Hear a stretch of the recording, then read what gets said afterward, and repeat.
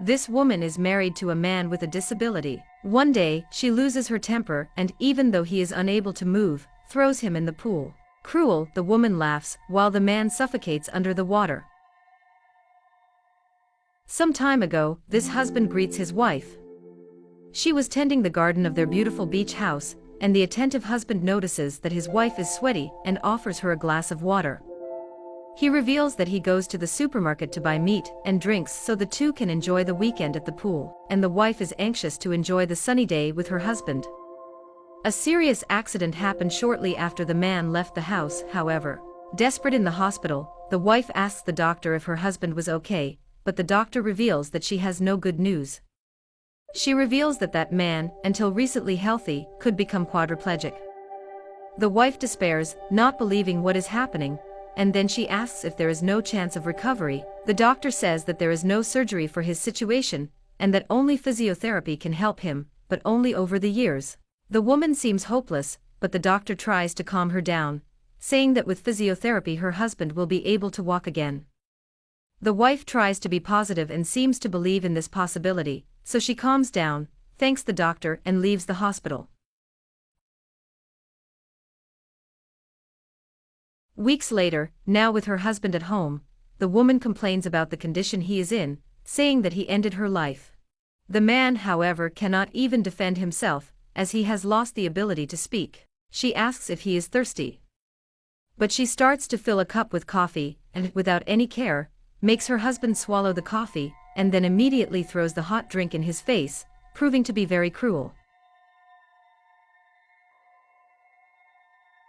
The next day, while the wife has an orange, the husband seems to whisper that he is hungry. But the cruel wife, instead of feeding her husband, mocks his situation and rubs the orange in the man's face, even knowing the acidity present in the fruit.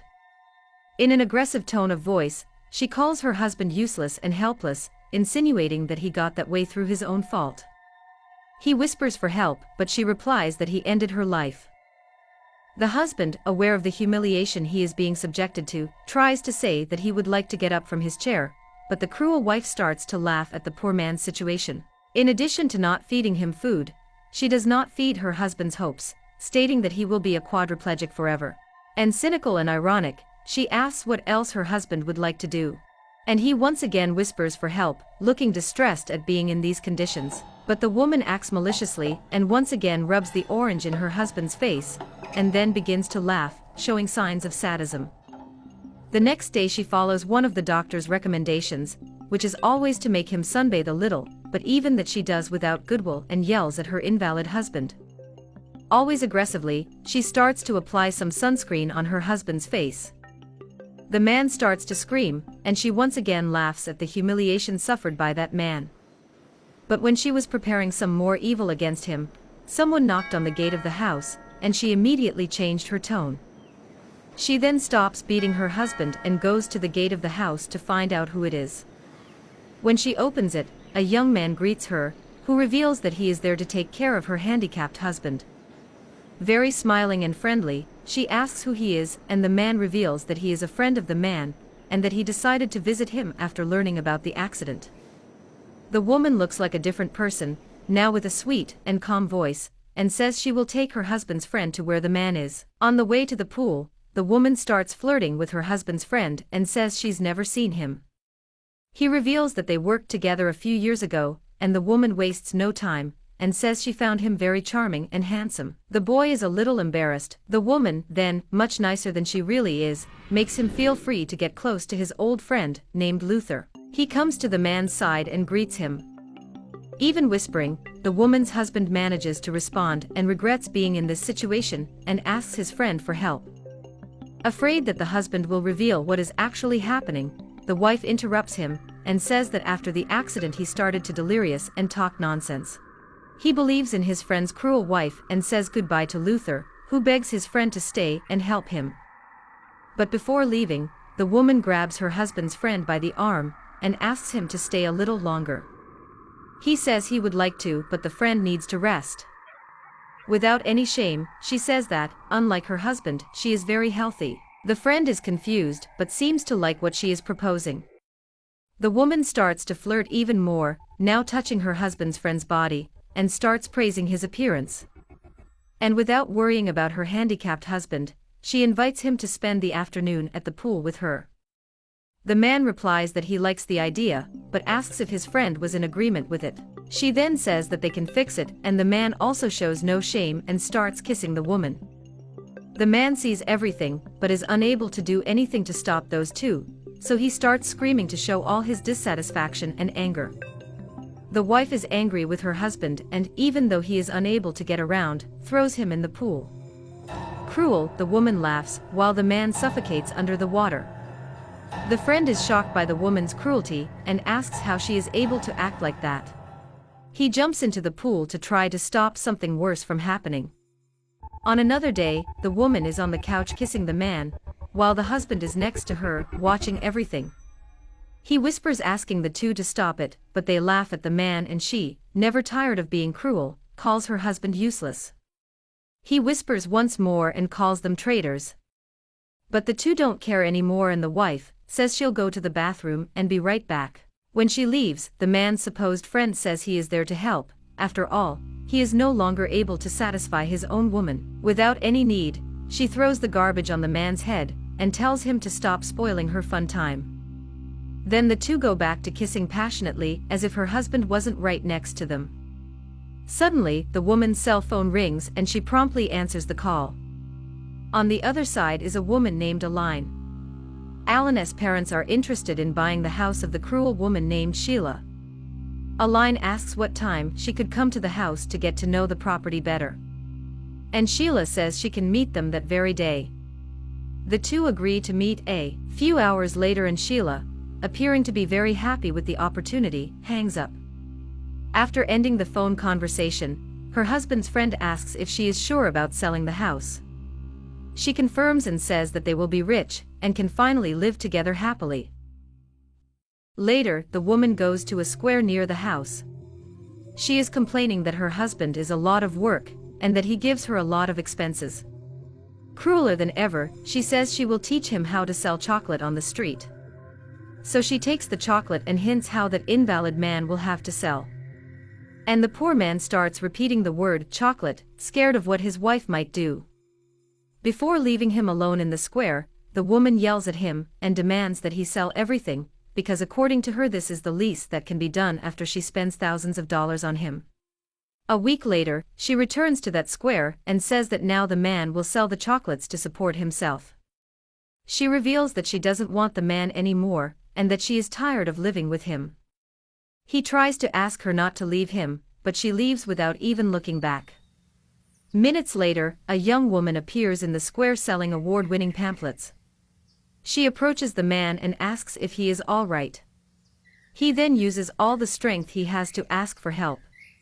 She doesn't seem to understand the situation and says she doesn't have the money to buy chocolates, despite being hungry.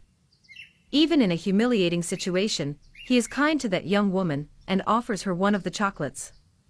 She thanks him and sits next to the man to keep him company. The young woman says she is hungry and regrets not having sold any of the tickets. She then comes up with the idea of giving the man one of the winning tickets as a form of payment, and she jokes that if he wins, she would like to receive half. The man laughs, something he probably hasn't done in months. She is also kind and asks what happened to him. With speech difficulties, he says that he was run over, and that he was mistreated and abandoned by the wife he loved for many years. The girl is shocked and says she's sorry for him. Days have passed and now the man and the girl sell the winning tickets together. She remembers that the result of the award comes out that day, and asks him to deliver the ticket she gave him in the square. When she opens the note she had given to Luther, the young woman begins to check the award numbers. She starts to notice that the man's ticket numbers match the lottery and doesn't seem to believe it. But she finds out that it's true, his ticket won, and the two celebrate a lot. After all, the prize is $1 million.